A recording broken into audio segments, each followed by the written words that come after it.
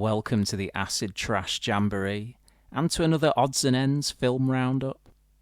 Today I'll be taking a look at some Australian efforts from the heyday of the so-called Ozploitation boom. As I may have mentioned already, I've been obsessed with Australian horror and exploitation cinema for a good few years, particularly since watching the excellent Not Quite Hollywood documentary on the movement. So yeah, I've picked up quite a few of the featured films in the intervening years, 3 of which I'll be covering in this video. So we start with Snapshot, which is also known as The Day After Halloween, in which a timid, mousy hairdresser named Angela is persuaded by her glamorous model best friend Madeline to quit her day job so she can try her hand at modelling too, meeting with an eccentric photographer named Lindsay, and immediately landing a photo shoot for a perfume advert. Once Angela finds out that she'll need to be topless for the shoot, she's reluctant to do it, though after being reassured that her face won't be shown, she agrees. Of course, when the advert is published, her face is fully visible, much to her and her intolerant mother's horror. Booted out of the family home and crashing in Lindsay's bohemian squat, where privacy and security are non-existent, freaky things start to happen to Angela, who ends up feeling like someone is out to get her. Could it be her weirdo ex-boyfriend who can't get over being dumped and follows her around everywhere in his ice cream truck? Or has the overnight sensation picked up a new and even more sinister admirer on her travels? Okay, so if you're anything like me, going off this 1979 movie's mouth-watering alternative title, you're probably praying that Snapshot would turn out to be a moody, somber slasher effort, jam-packed with cut-price carpenterisms and atmospheric synth music.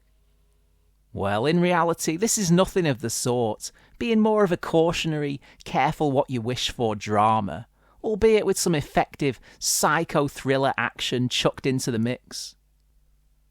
And yeah, whilst it's not wildly exciting by any means, it's actually not too bad overall, moving along at a decent enough clip, and with some passable acting, the red herring-laden plot, keeping you guessing as to who it is that's taken an unhealthy interest in Angela. I've seen Snapshot twice now. The last time was about 6 years ago, and I actually found that quite a lot of it had stuck in my head for all that time, which is more than I can say about a lot of the bona fide horror films that I watched in between. Still, your mileage may vary, of course. Some seem to find it boring and unhappening, but whatever, I'll be holding on to it for at least another watch. On to Nightmares, starring Jenny Neumann as Helen Selleck, a young woman deeply disturbed by the tragic death of her mother in a car accident 16 years earlier, an accident she blames herself for. Despite her mental struggles, Helen is trying to make it as an actress and auditions for a role in a theatre play, a horribly vague and pretentious production called The Comedy of Death, for which she lands the part. During the audition, she meets a guy called Terry, played by Gary Sweet, who immediately falls for her, though due to her severe intimacy issues connected to the events leading up to her mother's death, Helen finds it difficult to reciprocate. Unfortunately, though, pretty much as soon as the rehearsals for the play begin, a black-gloved killer starts stalking about the dark, dingy, run-down old theatre, offing cast and crew alike, slicing them up with whacking great big shards of glass.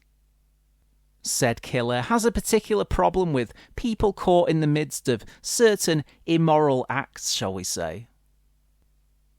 Plagued by bloody hallucinations and night terrors, Helen starts to think that maybe she's responsible for this spate of murders.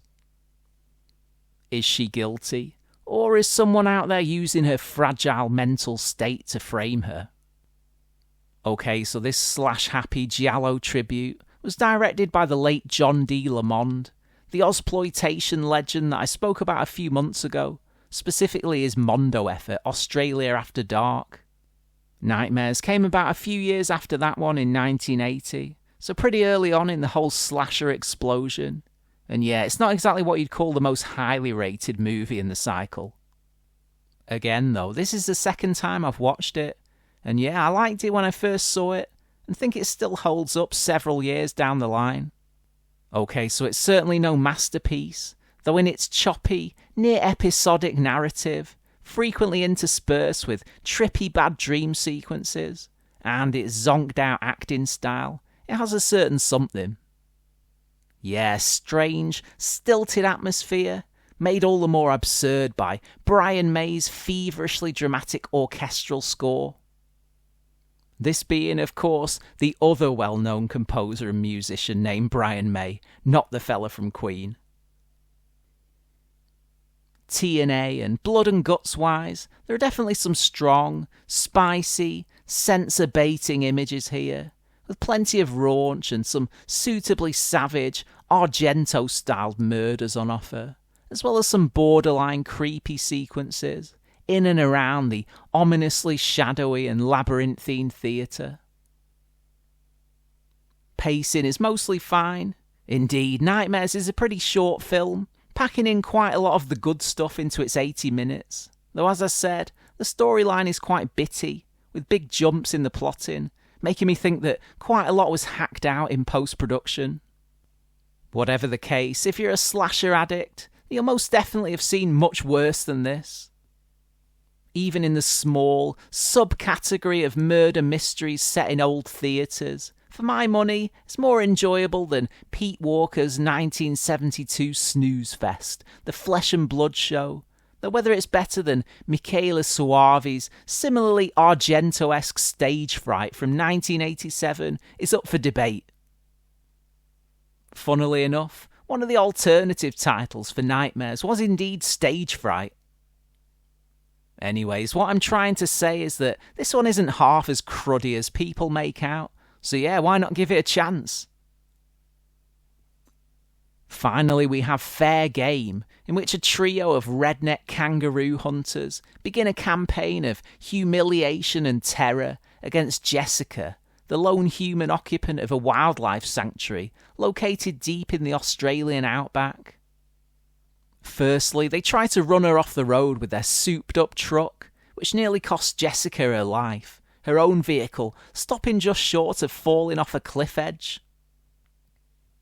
When Sonny, the most charming and intelligent of the three hunters, tries to pass his partner's idiocy off as a friendly prank, Jessica is having none of it. Before long, the men start stalking around her property, taking indecent pictures of her while she sleeps, and meddling with her animals. As you'd expect, things only get worse from here, the rednecks ultimately deciding that Jessica needs finishing off, though meddle with her at your peril. Yeah, despite being stretched to breaking point, somehow she's able to fight back and ultimately win out over these brutes. Well, this one is just okay.